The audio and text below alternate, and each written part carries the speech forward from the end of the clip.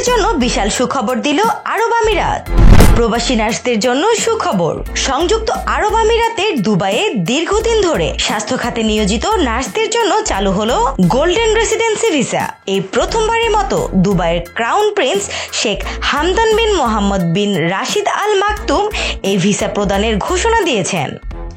যারা অন্তত 15 বছর ধরে দুবাইয়ের স্বাস্থ্য খাতে সেবিকা বা নার্স হিসেবে কাজ করছেন তারাই এই দীর্ঘমেয়াদী রেসিডেন্সির আওতায় আসবেন।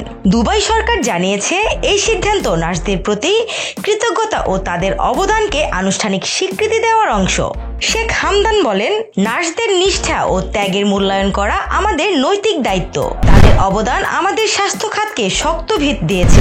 গোল্ডেন ভিসার মূল সুবিধাসমূহ: 5 বা 10 বছরের নবায়নযোগ্য রেসিডেন্সি ভিসা, স্থানীয় স্পন্সরের প্রয়োজন নেই, পরিবার, স্বামী স্ত্রী সন্তান নিয়ে বসবাসের সুযোগ, 6 মাস বা তার বেশি সময় আমিরাতের বাইরে অবস্থান করলেও ভিসা বৈধ থাকবে, বিশ্বমানের স্বাস্থ্যসেবা, শিক্ষা ও বসবাসের সুযোগ।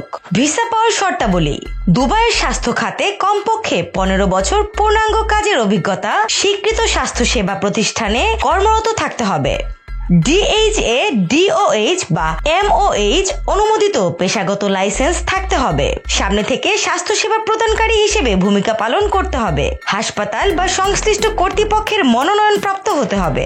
দুবাই সরকারের এই উদ্যোগ প্রবাসী নার্সদের মধ্যে পেশাগত অনুপ্রেরণা বাড়াবে বলে মনে করছেন সংশ্লিষ্টরা। একই সঙ্গে এটি আমিরাতের স্বাস্থ্যসেবাকে আরও মানবিক, স্থিতিশীল ও আন্তর্জাতিক মানসম্পন্ন করে তুলবে বলেও আশা প্রকাশ করেছেন বিশ্লেষকরা। স্নিগ্ধা আখি, দৈনিক নতুন সময়, ঢাকা।